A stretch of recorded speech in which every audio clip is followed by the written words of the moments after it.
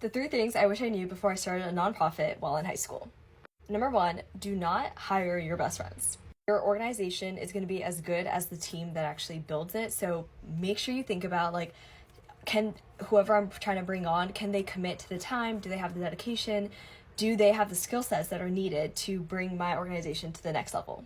You also really want to think about someone who complements your skill sets rather than replicating everything that you're good at. Otherwise, that's, not going to make a perfect match. And ideally, if it's somebody from like a different school, different region, they can help market your organization and reach broader connections than what you currently have, which is what the point of like having a team member is to like help take your organization, to the next level. Also, if you open leadership applications to broader geographic pools, that can also bring in diverse ideas and perspectives, which really pushes innovation and creativity to, again, take your organization to that next level. Number 2, you need to market your organization like it's a startup. When you are planning out like your organization's name, your logo, your mission statement, like the official one that you're going to be putting on your website and pitching to potential donors and sponsors and partners, you want to make sure that all that aligns in like a very cohesive, like why you kind of statement.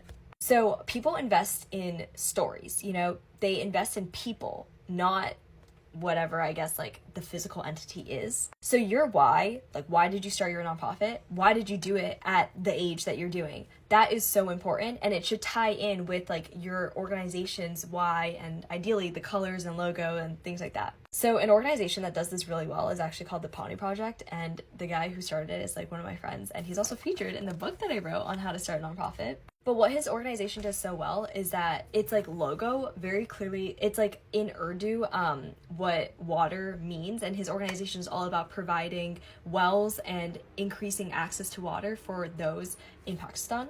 So it's like a very clear, clean logo, and it's evident what they do just by looking at it. Plus it's something that's like very memorable. Like I think the logos that are really complicated are harder obviously for people to like remember, and it's less salient. It's easy for him to like pitch his story because his logo in itself, the visual, just like communicates what they do.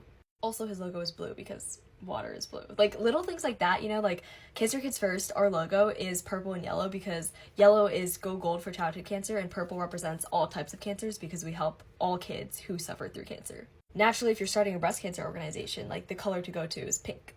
Little things like that seem really small, but like psychologically, outside people looking in, like they want to be able to easily tell what your organization does and remember it. And so these like color psychology tips and like even the way that you phrase your mission statement, all this should be intertwined, and you really want to match your founder personality and the things that you champion for as a founder with your organization, because this becomes like an entire brand.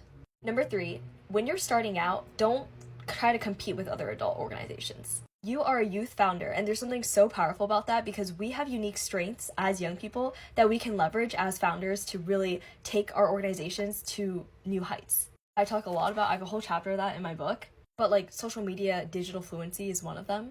Also, there are specific grants and awards such as the L'Oreal Paris Woman of Worth, Gloria Barron Prize, Diana Award, etc. that can give grants and also recognition to help you establish credibility as a youth founder, but they're literally geared to help young people enter spaces like this. So instead of like applying to grants on like grants.gov and like competing with all these like reputable, famous organizations that are obviously led by adult professionals who, dedicate their entire time and career to this, you can actually enter these types of awards and competitions and get recognition and money to get your organization running.